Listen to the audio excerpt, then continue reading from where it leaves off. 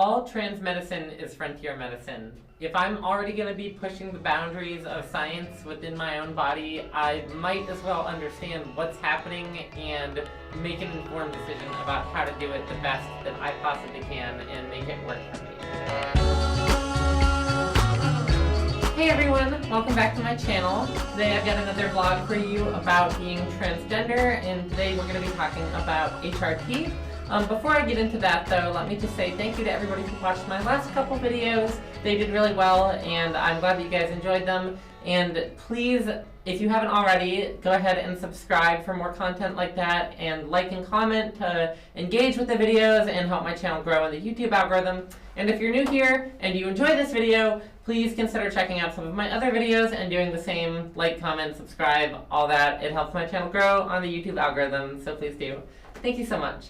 And then another disclaimer before I get into talking about HRT. I'd like to say that I am not a doctor, obviously, or any kind of medical professional, and you should not take anything that I say as medical advice. I'm not trying to give you medical advice. I'm just trying to give you some of my perspectives on my experiences as a trans person taking hormone replacement therapy. And last disclaimer, you don't need to take hormone replacement therapy to be transgender. You can transition without it, or you can choose not to transition. Either way, it's up to you how you define your identity and the choices that you make in your transition. So I'm not trying to gatekeep anybody here. Alright, so let's get into the main topic of the video. Hormone replacement therapy. I've been wanting to talk about this, but I didn't know exactly what I wanted to say at first. I didn't want to do like a typical hormone replacement therapy, like HRT update video like a lot of girls do. I wanted to do something a little bit more abstract. I thought that would be more of my style, and I've come up with a topic that I think is more fitting. Basically, what I wish I knew before I started HRT, and how do you take HRT? Not like how do you get like a doctor's appointment, but like how do you know which hormones to take, like when to take them, like how do you know how to do your HRT? So I'm just going to go over some general information before I get into like my thesis and speaking more abstractly on the subject. So hormone replacement therapy is what HRT stands for, and your hormones that you're going to be replacing are testosterone, which is like the dominant masculine sex hormone, and then estrogen and progesterone, which are the dominant feminine sex hormones. And these do what you can probably imagine that they do. Testosterone incites like facial hair growth and like a more aggressive like body hair growth in general. It like incites male pattern baldness at like a later age past puberty. And it also activates sexual function in masculine like genitals. Estrogen and progesterone stimulate breast development, and they affect like your skin quality, and they will like redistribute fat towards like more like what we think of as like feminine areas of your body, and it can like affect even fat in your face and like give you like a more feminine face shape. There's also blockers. So when you take feminizing hormone therapy, you will take supplements for estrogen and also maybe progesterone, and you can also take blockers which will inhibit either the production or uptake of testosterone. That is like, well, I guess everything is optional, but that's not something that you always take. Estrogen and progesterone themselves have some anti-androgen features or characteristics, I suppose. Like they themselves can inhibit the production or uptake of estrogen, but it really just depends on the person. So you're probably going to be taking estrogen, and you may be taking progesterone, and you may be taking a testosterone blocker or anti-androgen. What it won't do is it won't lower your voice. You have to do voice training for that. Otherwise you sound like this still. So yeah, it won't lower your voice, and it won't permanently remove your facial hair. You'll have to get laser for that, and you'll have to do voice training for your voice. And you can get hormones by speaking to your endocrinologist, which is the safer and overall probably better way, like to talk to your doctor and get a prescription for it. Your insurance will hopefully cover that. or you can pay for it out of your pocket if you got that kind of money. There's also Good RX, which is a really good place to get medications which your insurance doesn't cover for significantly cheaper, and it's also a good place to check if your insurance, well, if you have Medicare in the US, Medicaid, it's a good place to check if Medicaid covers it.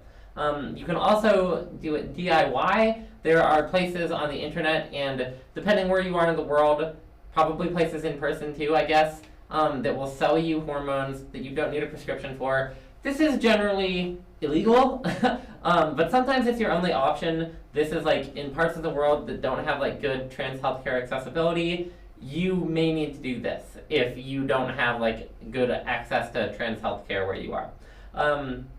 There are risks associated with that, obviously. If you're not getting it from like an official prescription source, then you can never get like a 100% guarantee on what it is that you're buying. So if you do that, you should do a lot of research on the sellers that you're doing, first of all, like where you're buying it from, like where you're sourcing it from, but you also need to do a lot of research on how to do hormone therapy, because you're not going to have a doctor holding your hand, walking you through it, saying like this is, you know, step 1, step 2, like you need to take this and that. You're not going to have somebody there to help you with that, so you're going to need to do a lot of research on how hormone therapy works if you decide that you need to do the DIY route. And so now we get to the main point of this video, which is you should do that anyway. Even if you are doing it with a doctor and you're not doing DIY, you should do a lot of research about hormone therapy. And this video is not going to be sufficient. This video is for me to tell you that you need to do the research, but you need to like look into like actual medical sources. And I'm going to like link some resources that I find really helpful in the description below. But you need to do your homework. You need to do further reading. You need to understand how taking these hormones are going to affect your body. I mean, technically you can get by with just showing up at your doctor's office and telling them like, I want to do HRT, like I want to be physiologically more like a girl, like a more feminine or whatever. But that is doing yourself a disservice if you don't understand the way this works and you don't understand the process that you're going through.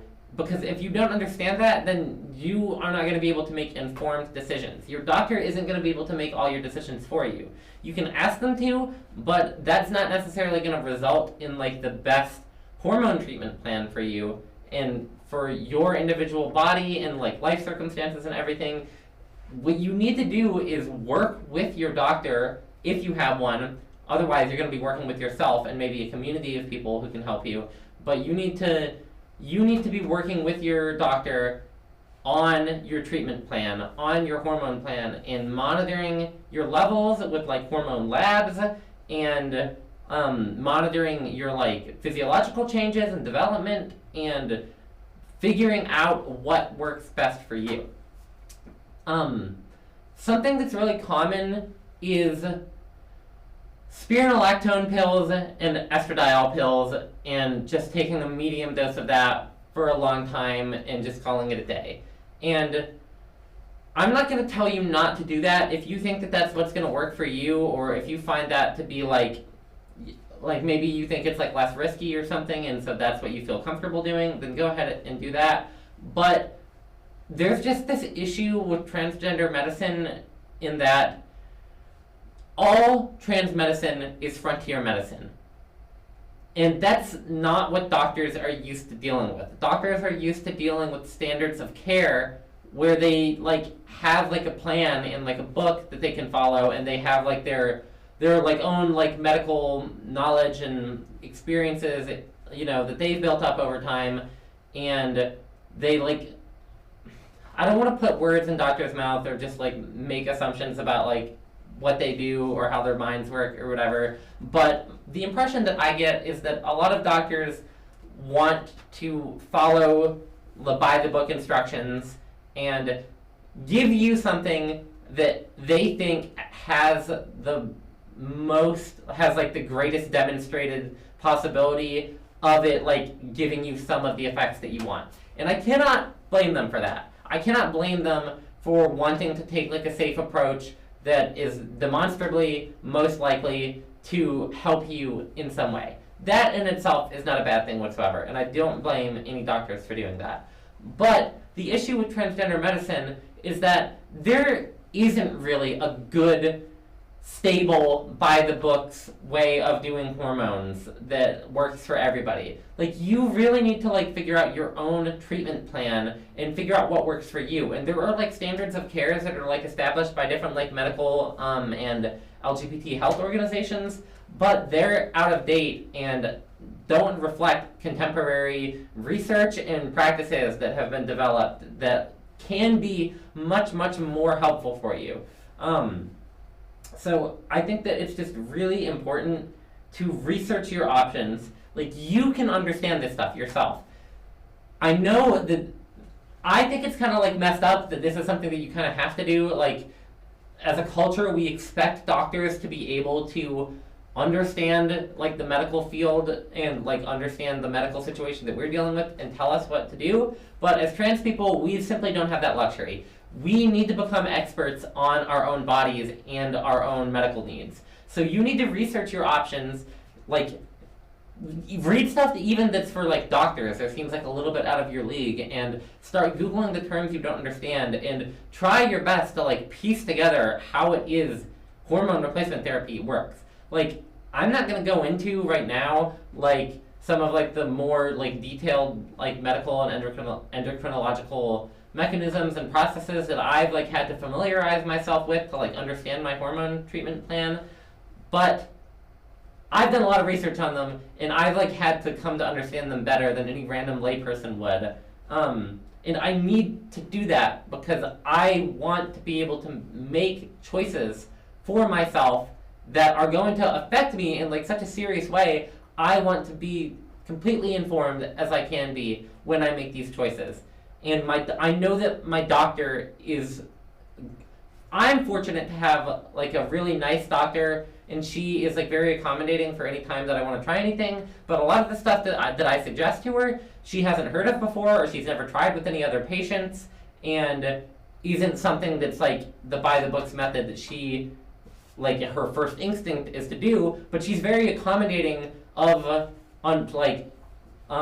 looking into, like, alternative techniques and more contemporary techniques. I'm not advocating for, like, alternative medicine, but she's not opposed to looking into more contemporary techniques and ideas for hormone replacement theory that push the envelope a little bit.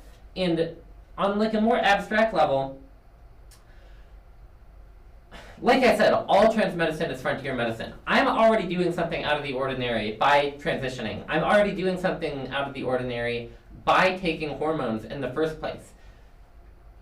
It's not like I'm taking the safe route as it is.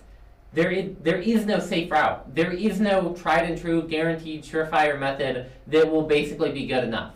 Like, you can take spironolactone pills and estrogen pills, like I said, but that's not necessarily any safer than trying anything else. That's just what's been done for the past few decades, and we are pretty certain that it's not going to kill you. But there are more options out there than just that, and I am not afraid. I am not afraid to try something that has a better chance of doing what I want it to do, even if it hasn't been as well documented as this one thing that we've been doing for 30 years because nobody has put the funding into researching anything else. Do you know what I mean? Like, being trans is already, like, so subversive and, like, revolutionary in and of itself. Like, I'm not afraid to push the envelope a little bit further to try and take autonomy over my own body and control over my own life and try and find something that really works for me. So do your own research. Have a conversation with your doctor. Be proactive about your body, your treatment plan, your hormone plan. Take your bodily autonomy into your own hands and be active about your decision making. That's my advice. And that's what I wish I knew before I started taking hormones. The last thing that I'll mention is that a lot of this was inspired by a doctor named Dr. William J. Powers. and his somewhat groundbreaking work on, I don't even know if I'd call it groundbreaking, but he has like an online notoriety for compiling a lot of information and resources about HRT and trans healthcare, and for pushing the envelope in terms of new techniques that he's been working on, and sharing that online with people. So I learned a lot from reading his materials, and I will link them in the description. And he in turn borrows a lot from a website called transfem, I think it's called transfemscience.org. Anyway, I'll link it in the description. And that is one that is run by a very kind transgender woman. I cannot remember her name right now. It may be Allie, but she compiles a lot of information and resources too. So I've just been reading about those recently, and they're really good resources, and I recommend really strongly that you check some of them out, and I'll put them in the description. Okay, thank you everybody for watching. I would like to remind you to please like, comment, and subscribe if you enjoyed this video, and check out some of my other videos. There's going to be some suggested ones right here. And stay tuned. I usually post new videos once every week. I've been putting them up on Sundays recently, so look out for that. Next Sunday I will hopefully have another video up. Alright, thank you again for watching. Bye everyone!